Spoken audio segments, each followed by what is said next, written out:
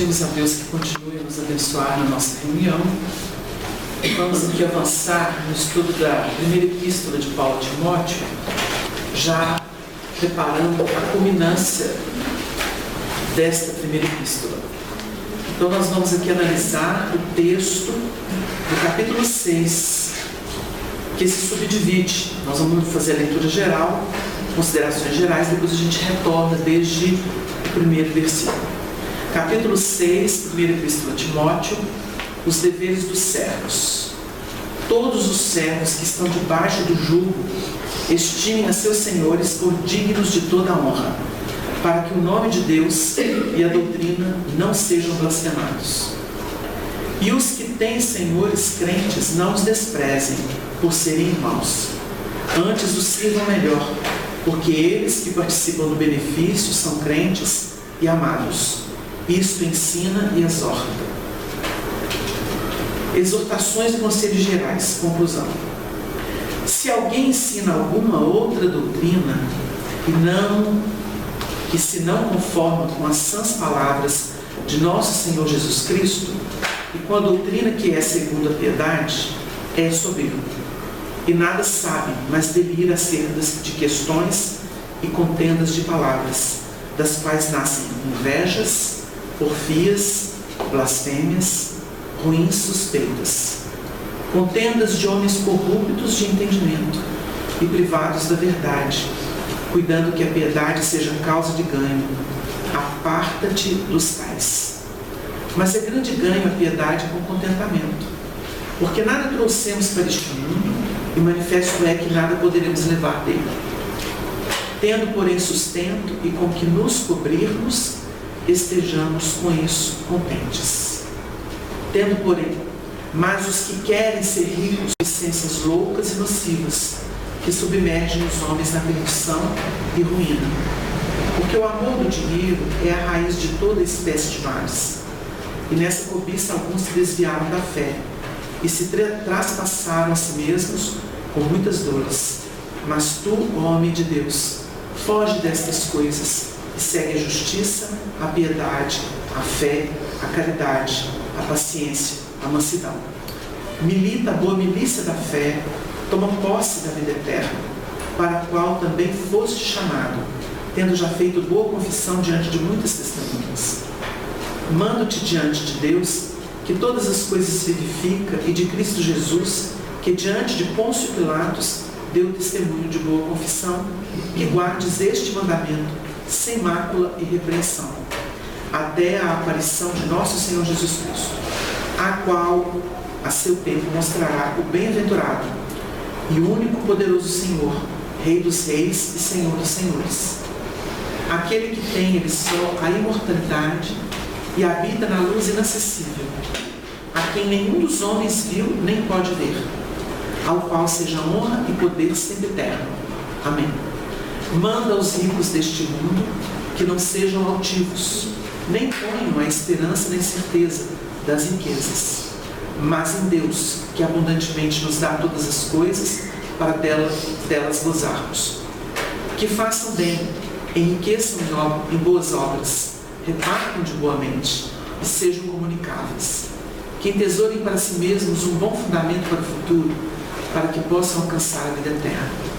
Ó Timóteo, guarda o depósito que te foi confiado, tendo horror aos clamores vãos e profanos e às oposições da falsamente chamada ciência, a qual, professando alguns, se desviaram da fé. A graça seja contigo. Amém. É um roteiro. Esse capítulo 6 que culmina a epístola escrita por Paulo a Timóteo, um roteiro de vida espiritual.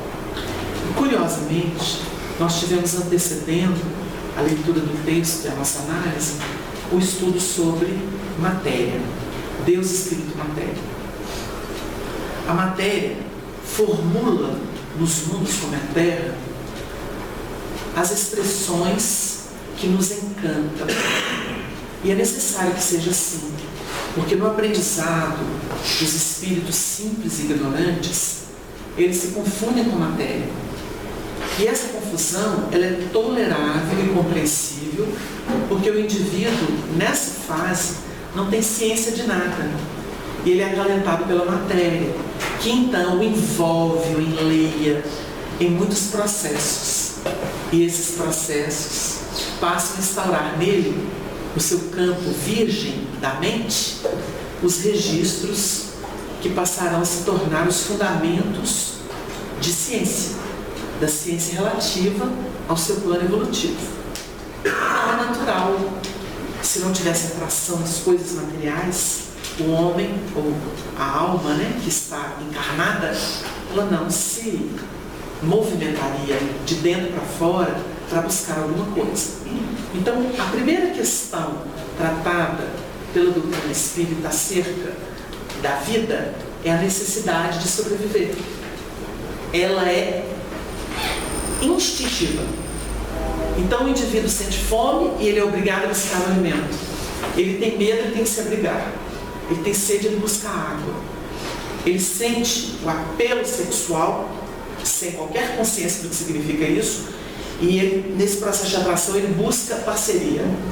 E com isso, a vida toma curso. Estabelecendo o curso na primitividade, a vida começa então a mostrar pelos efeitos das escolhas, das experiências, a criatura, os valores que lhe são pertinentes. Então nasce o senso moral. O senso moral é que estabeleceu, desde a primitividade, com aquela vida gregária, as bases do que hoje a gente chama de família. A proteção dos indivíduos que são ali da consanguinidade, ou a proteção das tribos. Criou-se ali uma ordem, sistemas que foram muito importantes, que foram aprimorados no tempo, até chegar no tempo de hoje. Quando Paulo começa essa epístola dizendo assim: todos os servos que estão debaixo do jugo estimem a seus senhores por dignos de toda a honra, para que o nome de Deus e a doutrina não sejam blasfemados. Ele está falando para um cristão. E é óbvio que o cristão, ao invés de colocar fogo por revolta, por inconformação, ele vai compreender os processos por que passa. Porque ele sabe das causas, e ele não vive segundo efeitos.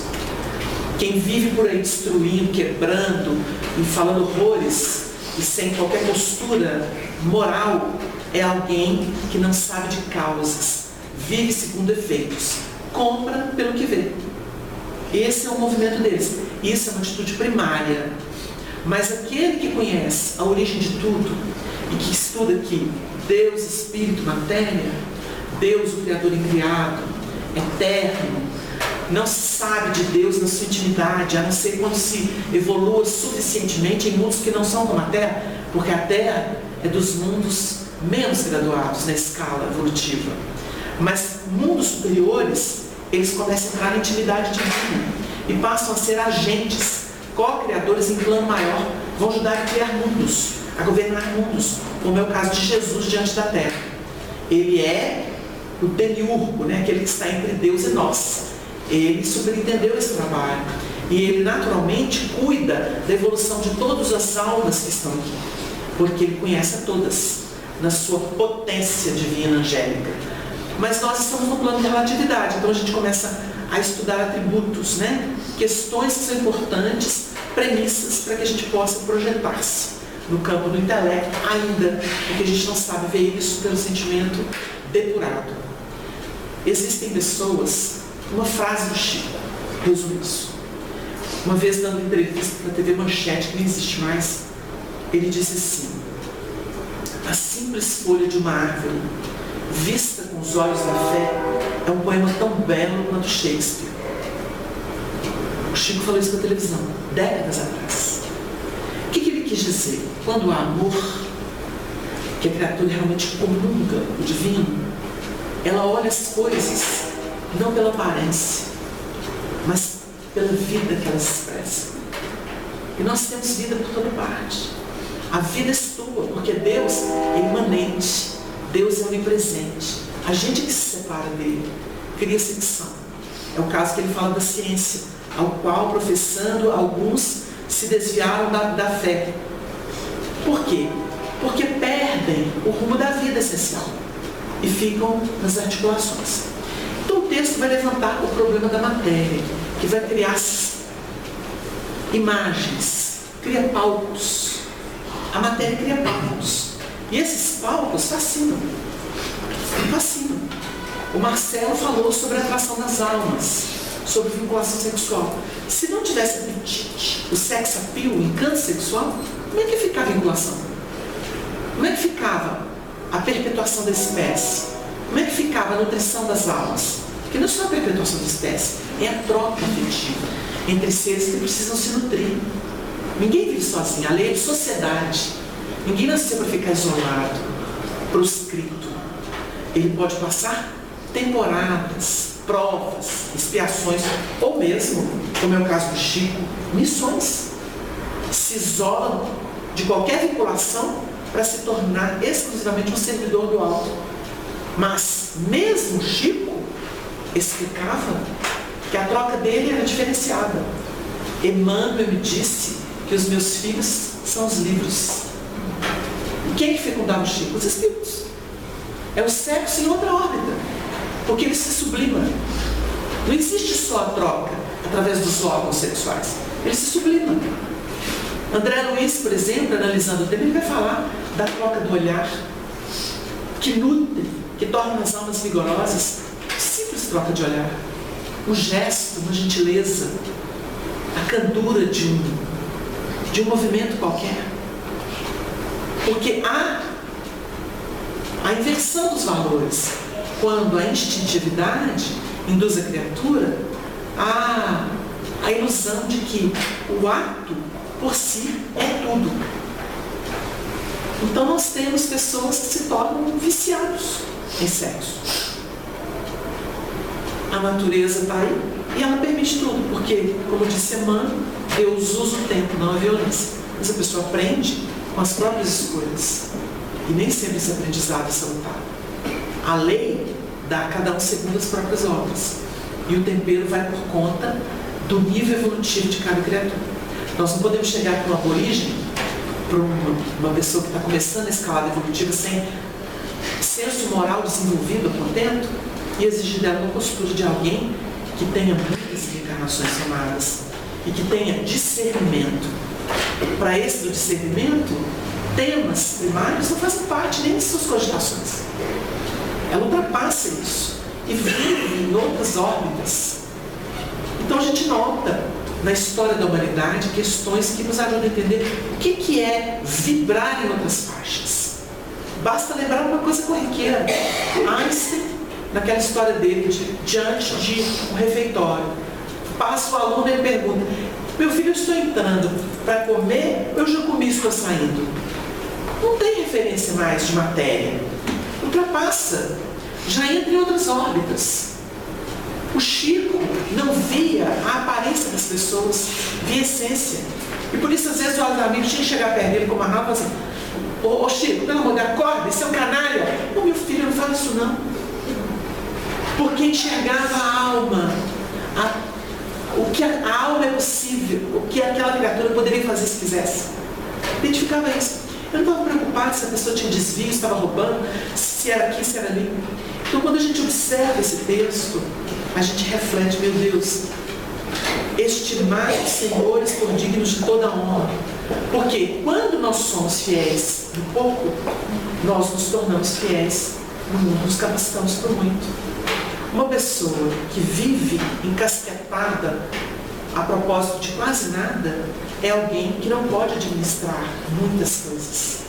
Ela não pode assumir trabalhos de gerenciamento de potências, de possibilidades. Porque para isso ela tem que passar pelas provas, que são aquelas da adversidade, né? Aquelas vicissitudezinhas, aquelas alfinetadas de todo dia, olhar para aquilo e relativizar, olhar para aquilo e relativizar. O Chico justificava os malfeitores, não o mal, mas as pessoas que adotavam o mal.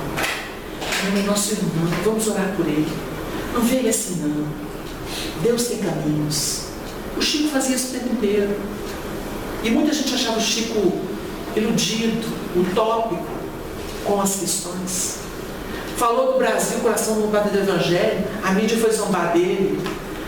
Falaram para ele, olha, como é que esse país corrupto, que produz dos maiores produtores de armas bélicas, campeão de aborto, começaram a alinhar os horrores do Brasil, os vícios, os problemas do Brasil. Ele olhou com tranquilidade e falou assim, ô meu filho, se o fundador do cristianismo foi tratado como foi, pregado numa cruz, que se dirá de um país que tem uma missão até de ambientar o que ele trouxe para a gente. Não há privilégio. Tudo é uma massa que se prepara para fornecer nutrientes para os que vão chegar.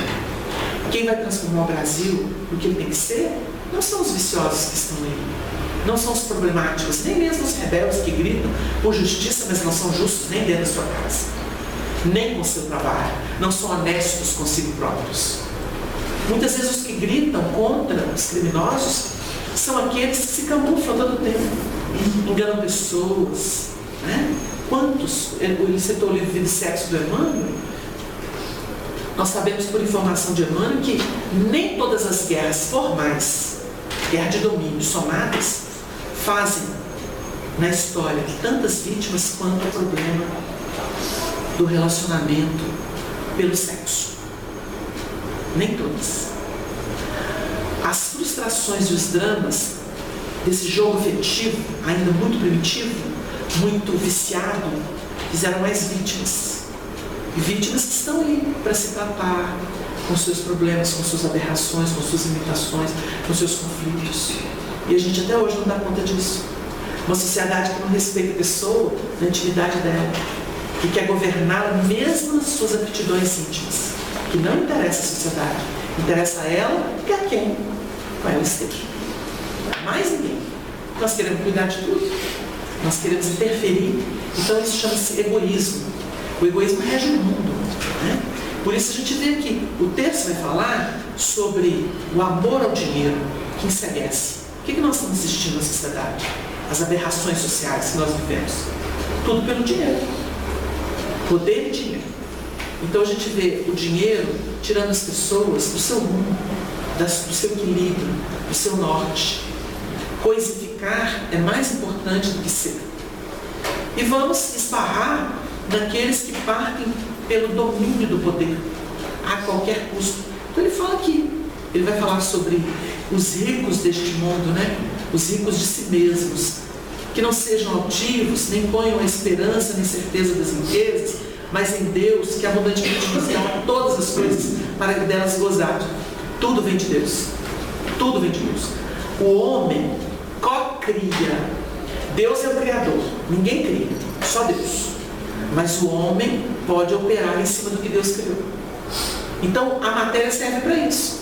Ela se organizou graças ao Cristo Jesus. Nós temos um mundo que quem lançou mão do material da nebulosa solar foi ele, através de movimentos que nós desconhecemos ainda, porque é a potência do Espírito puro que pode lançar mão desse material que é o fluido cósmico, que já está em mutação ou transformação aí nos sistemas planetários. Ele lança mão desse material, dirige da forma cores, e é o que a gente está vendo na Terra, formas e cores ao gosto de um espírito puro.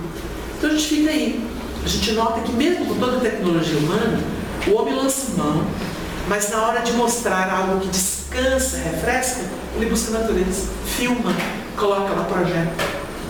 Porque o homem ainda não criou nada que contenha vida, tanto amor, tanta harmonia, quanto a natureza. Então o homem opera sobre a natureza, transforma a natureza. A gente gostava muito de estudar o assunto com o Honório, que falava sobre os sistemas, e ele lembrava uma coisa muito bonita. Ele falava assim, olha, vocês têm uma orquídea, uma flor que fascina pela sua beleza, pela sua constituição. Isso é projetado pelos espíritos superiores. Eles trabalham isso no além. As formas, os contornos, como será a reprodução, como será a sobrevivência. Então quando a gente vê uma flor, a beleza dela, a tessitura da pétala, a gente tem que lembrar desses espíritos aprimorados, porque isso é o gosto deles depurando. A gente fica aqui batendo tambor, acha que é música, Alcione vai lá para Sirius aprimorar o que é música para poder trazer para a Terra ajudando Jesus. Agora, é para uma era de transição tão primitiva quanto a nossa, porque a gente está mais simpatado a dançar como a tava lá do índio, né? Desconhecendo valores, expressões que vieram até para abrir caminho, porque é tudo um refundir de cultura. Então a gente nota que a enxertia, embora ela não viceje, nós tivemos ciências aí que até hoje a humanidade não compreendeu. Tivemos a criação de uma língua, né, que é o Esperanto. O mundo entendeu isso? Não, porque o interesse econômico é ridículo, né? Tem gente que fala que o inglês é o Esperanto que deu certo. Não deu certo. Não vai dar. Os Espíritos explicam que uma língua que gerou tanta guerra, derramou tanto sangue no mundo, não será uma língua que vai apaziguar a humanidade. Não será. Porque tem um efeito vibratório. Olha o que está acontecendo no mundo. Não tem guerra, por quê? Por causa dessas rapinas, dessas aves de rapina, as águias dominadoras. Quem tem segurança hoje? Qual parte do mundo que está segura com esses conflitos? Não, o mundo não foi educado. O mundo foi surrupiado pelos mais fortes. Então, a língua que vai pacificar o mundo é uma língua fraternal. Ela está guardada. Não duvidem. Nós vamos passar gerações, mas o povo vai acordar. É uma missão. Nós temos uma ciência como a homeopatia. Quem entende a homeopatia? Aquele placebo ali? A medicina fala isso, embora seja uma especialidade médica hoje. Mas a maioria olha assim com desdém. Mas que espetáculo! Então a gente lê depoimentos da industrialização da saúde, né? Porque tudo hoje é domínio, o império farmacêutico. A gente estava relendo uma matéria que saiu em 2001, Costa e Silva, uma autoridade brasileira, que foi a única que fala desses grandes eventos aí, psiquiatra. E ele falando de como que todos os estados naturais do ser humano foram catalogados como patologias para fomentar o quê? O lucro das indústrias farmacêuticas. Então ele fala dos absurdos que estão acontecendo no mundo. Ninguém mais pode ser amado. Todo mundo tem que estar com uma identidade falsa, graças à medicação que se cria para isso. Então é um depoimento que alarma, porque o nosso mundo se vendeu para o dinheiro, que é o que ele está falando aqui. Cadê fé? Então nós temos valores do mundo nas áreas artísticas, culturais, que são pisoteados, né? A gente fica vendo, por exemplo, o que a mídia faz com as pessoas, em termos de inverdades, de distorção das verdades. Há nenhuma proposição de educação, mas de viciação dos sentidos, viciação da cultura. Porque, na verdade, o interesse é econômico, puramente econômico. Então, o dinheiro está aqui em pauta, no texto que nós vamos estudar a fundo, né? Refletindo sobre nós mesmos. Porque a gente não pode sair por aí querendo resolver a vida evolutiva dos outros, mas a gente pode resolver a nossa. E resolver a nossa não significa depender dos outros. Quem está esperando o sistema político ser perfeito, olha, uma amiga escreveu para a gente, falou assim, Wagner, Frankfurt, ela é de lá, está aqui em fogo, meu filho. O povo quebrando tudo, pondo fogo nos carros, está um horror lá. Não é só o Brasil não, gente. E a gente tem que dar graças a Deus de ver de vez em quando um ônibusinho ser queimado em São Paulo. O povo manifestou e foi pacífico. Que bom, porque o Brasil precisa ser pacífico. Ele precisa ser manso. Nós vimos uma onda de ódio que assustou. Mas o que os grupos sérios trabalharam, tirando entidades trevosas da psicosfera do Brasil, não é brincadeira. Os grupos sérios, porque tem muito espírito aí que foi patinando no ódio, fomentando o ódio. Papel de cristão, aqui ó, está no Evangelho, não é Wagner que está falando. É um Paulo que está falando, porque ele aprendeu com Jesus. Porque a gente tem que saber que ninguém foge das provas. Se você fez por merecer, não foge. O país ainda está ruim, não é o ideal, você ajudou a construir essa porcaria. Então está com medo de quê? O Deus é só dinheiro? Não. O Chico deu um depoimento na década de 80, lá na Abacateira, que ele dizia o seguinte, que que muita gente fica reclamando que nós não temos economia como dos primeiros mundos, que nós não temos a expressão cultural e científica dos primeiros mundos, mas que ele pessoalmente observava que a gente tinha valores nas famílias, a gente tinha uma fé que esses países de primeiro mundo não têm, tínhamos um espírito de solidariedade espontâneo. Então a gente não tinha o que os pais de primeiro mundo tinham, mas a gente tinha outros valores ligados ao Evangelho de Jesus.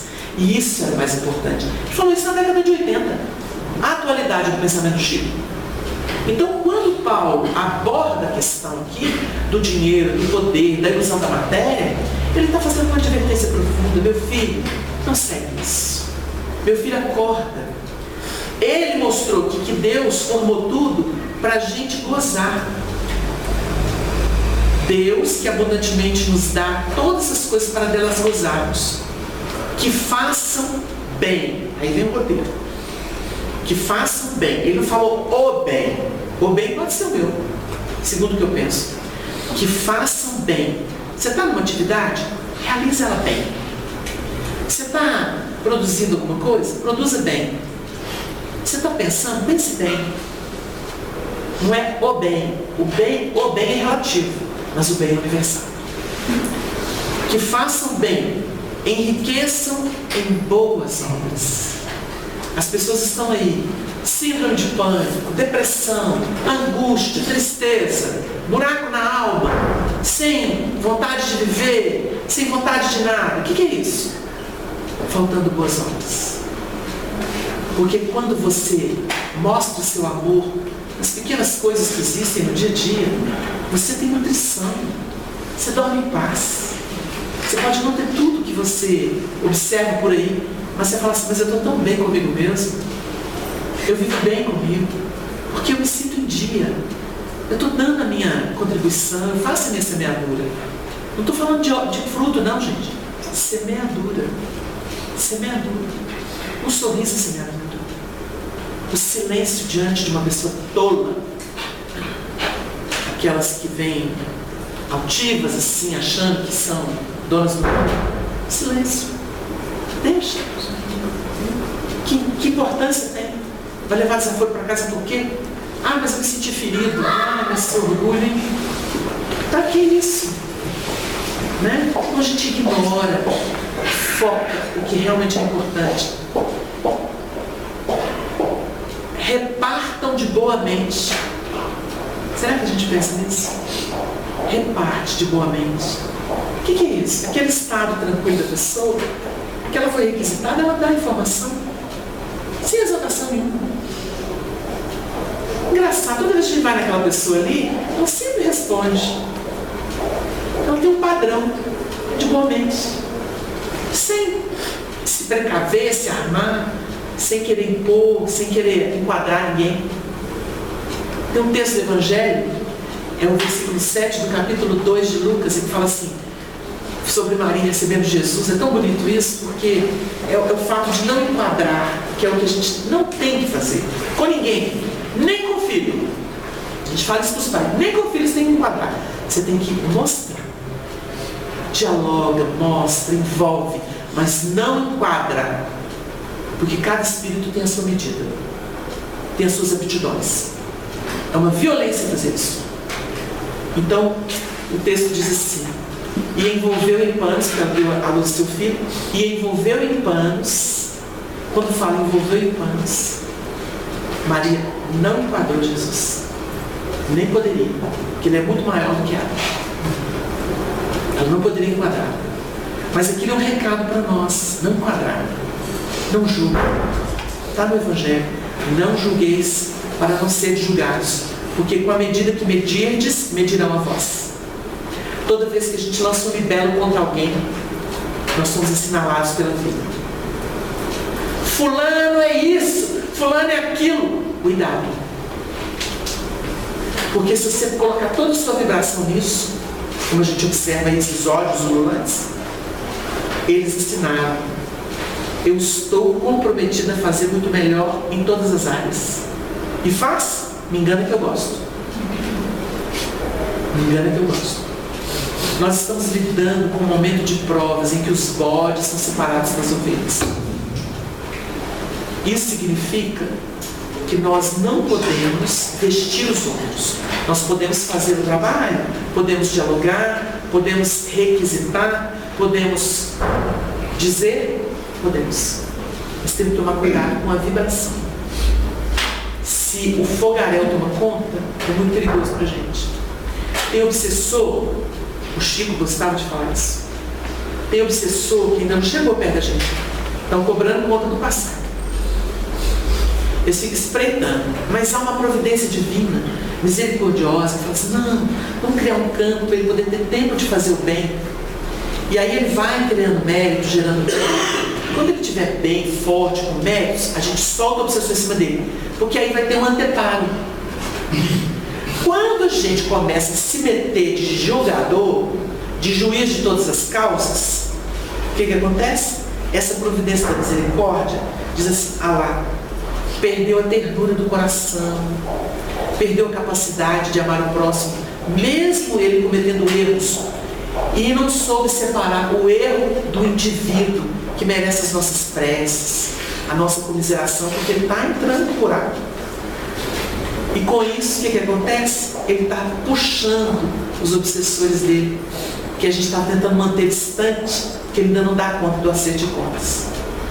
Isso aí, gente, quem revela para a gente é a obra espírita. O Espiritismo nos ensina como funcionam as leis do universo. Por isso que o Paulo está aqui. Foca, meu filho. Foca no que interessa. Então ele fala, repartam de boa mente. Você vai repartir o quê? O bem que você tem no coração. O mal você vai lá. Do mal você já viveu há muito tempo. E a gente está aqui pelejando para poder ver se ele deixa a gente, porque ele nos persegue. O condicionamento infeliz é algo horroroso. Então a gente tem que procurar repartir de boa mente, tranquilos. Ninguém é obrigado a dar o que é de Jesus, porque Ele é Ele. Mas a gente pode dar o que é nosso, aquilo que a gente desenvolveu e sabe que tem qualidade. Boa mente e sejam comunicáveis. O intercâmbio, né? A gente se bloqueia muito, né? Não. A gente tem que pensar em emanar, permitir. O comunicável, ele não se restringe à palavra, não. Ele emana a vibração da pessoa, né? o sorriso dela, o entendimento dela, né? De vez em quando a gente ouve assim, o povo observa as pessoas 22 anos, 30 anos, assim, gente boa, aquele pessoal. De longe, nós não sabemos o que é a imantação. Ainda não sabemos. A gente elege uma vida. E se a vida é qualitativa, ela é vinculada a esse processo do bem, a criatura às vezes pensa assim, nossa, caminho sozinho, caminho na luta, caminho vencendo a mim mesmo todo dia, mas tem uma multidão, uma nuvem de testemunhas a nos observar, do plano espiritual e do plano físico. Aí de vez em quando chega alguém que sabe mais de nós do que a gente mesmo. Viu de longe, acompanhou de longe. O que aconteceu com essa pessoa? Ficou o registro de estímulo à vida dela, por observar alguém que é diferenciado. Olha, gente, não fosse isso no mundo, isso aqui seria um caos. Mas o bem, ele usa chinelo de veludo. Ele é muito suave, porque o mal é um trovão, mas o bem e a caridade usa chinelo de veludo. Mas por onde passa ninguém esquece, porque fica o apelo da ternura, que entesourem para si mesmos um bom fundamento para o futuro, porque ele fala de um tesouro que ninguém tira, se não constrói por dentro não tem.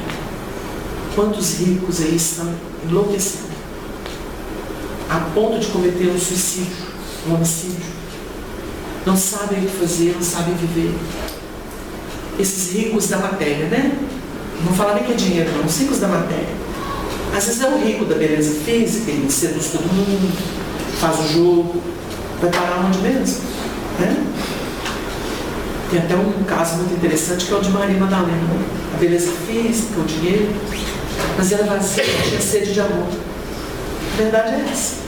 Jesus, sem violência, explicou para ela que ela bebia em fontes contaminadas. O amor não estava ali. Ela entendeu. Abriu mão de tudo, né? Foi viver como uma proscrita. Mas encontrou o quê? O amor. O amor como ela nunca tinha sentido. E o amor que ela sempre procurou. Então é algo para a gente refletir, começar a entender. Aí ele faz um apelo muito bonito. Vou continuar aqui. Bom fundamento para o futuro, para que possa alcançar a vida eterna. O que é a vida eterna, gente? Alcançar a vida eterna não é ir para o além. Alcançar a vida eterna é alcançar uma posição íntima do bem, do amor, da luz, que não nos permita mais viver aquelas tormentas que nos induziam à morte. O que é a morte? É a moral. A física não é morte. A gente sai daqui para uma outra dimensão. A morte é moral. Ela vem pela tentação. E aí quando a gente abriga, comeu o veneno. É o caso da Eva. Comeu do fruto, foi tentada pela serpente, ondas repetícias, né? Terrenas, materialistas, sorveu do fruto que não devia. Enganou o marido, porque é o sentimento e a razão. E aí, qual que é seu primeiro filho? Qual o filho que ela pariu? Que ela foi fecundada pela serpente? Caim. Qual que era a expressão de Caim? Ciúme e inveja. Ele estava debaixo da maldição que foi estabelecida. O Caim é o filho da maldição. Mas Deus é tão bom que mandou um outro chamado Abel, que era o filho da bênção. Mas só que o Caim tinha inveja e ciúme do irmão, matou ele. E aí é uma saga. Dá o que pensar. Quem se acumplicia com a maldição produz os frutos da maldição. Então a gente tem que refletir sobre vida eterna no Edém, não é fora. Nós estamos aí falando dos 150 anos do livro Céu e Inferno. Kardec é muito claro, porque colheu dos espíritos superiores. Onde está o céu? Em toda parte. Não é geográfico. Em toda parte. E o inferno? Não existe. Deus não tem inferno. Ele é a perversão da mente. Porque quando a pessoa foge da vida, ela encontra o desequilíbrio. Isso é inferno. É por conta dela. Cada um vive o seu. O suicida vive o seu, o homicida vive o seu, o que amou o dinheiro acima da própria vida tem as suas ilusões, vai viver o seu inferninho. O Chico trouxe uma comunicação de um espírito, que a gente até sabe quem é, mas na época assassinou. Foi dono de um banco aqui, em Belo Horizonte. A sede era em Belo Horizonte. Banco Lavori. E aí, o CF, que era o dono, desencarnou. Tinha conhecido, por acaso, Camilo Chaves. Foi parar lá na reunião. Ficou muito tempo no além, perdido. E se comunicou lá no grupo de Pedro Leopoldo, né, na década de 50. E ele começou a contar que ele tinha sede, ia tocar na água, virava ouro. Ele tinha fome, pegava numa planta, virava ouro. E assim, tudo que ele procurava virava ouro, porque a cabeça dele era só dinheiro. O condicionamento. Sofreu horrores no além. Passou todo tipo de padecimento, porque tudo virava ouro. Tudo que ele tocava virava ouro. Porque ele não podia se alimentar, não podia descansar. Foi a tormenta dele. O condicionamento mental. Até que, exaurido, suplicou a Deus e recebeu um pai. Aí deu a comunicação, dando testemunho do que passou. Então é por aí.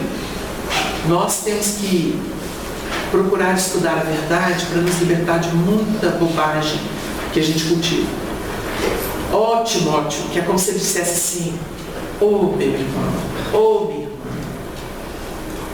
guarda o depósito que te foi confiado, tendo horror aos clamores vãos e profanos e às oposições da falsamente chamada ciência.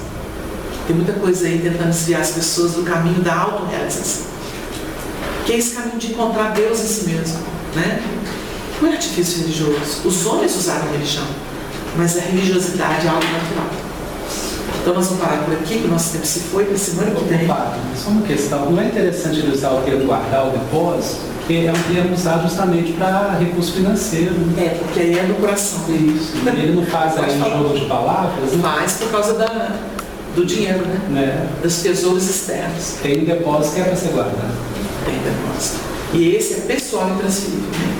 Cada um faz por si, ninguém faz por ninguém. A minha mãe não pode fazer isso por mim. A pessoa que mais me ama não pode fazer isso por mim. Elas podem sugerir, mas quem faz é o indivíduo. Por isso que a cada um segundo as próprias obras. Essa é a indivíduo. Se a gente entender isso, né, a gente caminha. Então, se Deus quiser, na próxima semana a gente retorna. Aí vamos analisar os versículos. Que o Senhor nos abençoe. Muito bem, gente, nós vamos caminhando para o encerramento da nossa reunião. Vamos ouvir as páginas de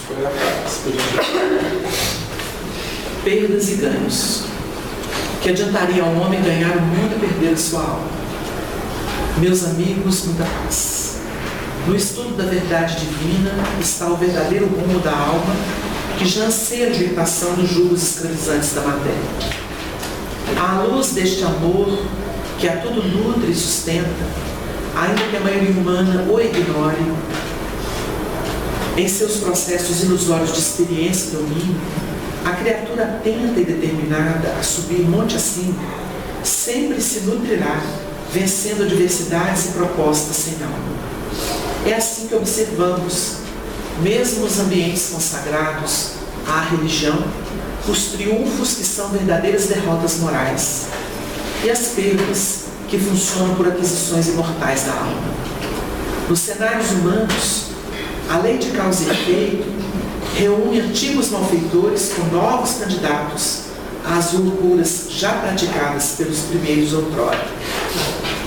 As circunstâncias que sempre aproximam afetos e desafetos, devedores e credores, alunos da vida e professores de matérias existenciais, formulam clima e ambiência para que ajustes e fixações de valores se deem. Sublime movimento em que sementes do bem germinam, enquanto a praga personalista lhes prova a natureza superior. Basta recordemos que os zombadores, ou mesmo alguns dos autores da Via Crucis de Jesus, muitas vezes experimentam, unidos de boa vontade e genuíno fervor, nos arraiais religiosos de hoje, a traição e o desprezo, simbolicamente crucificados com seus ideais, por declarado desprezo dos companheiros. É preciso, pois, vencer as impressões imediatistas, para confiar-se naquele que nunca nos esqueceu e que, atado ao madeiro da ignomínia que perdura até hoje nas frentes religiosas sem alma, nos diz: Pai, perdoa-os, porque não sabem o que fazem. Emmanuel. Com Jesus, estupidez mesmo seria, nos arraiais do Consolador, a crença tola e vazia de que se vence sem amor. O trabalho nos conclama a seguir com o Senhor. Tem na ação do que ama a verdade por vigoroso clamor. Religião, por isso mesmo, é o serviço salvador, e não o movimento a esmo que não sublima a dor. Jesus na terra é servidor, indene do poder que contamina. Foi graças à doação de seu amor que a alma aprendeu a sua sina. Viajar da sombra para a luz, vencer todos os temas ateus, fazer de sua própria cruz o caminho efetivo para Deus. Antero de Quental.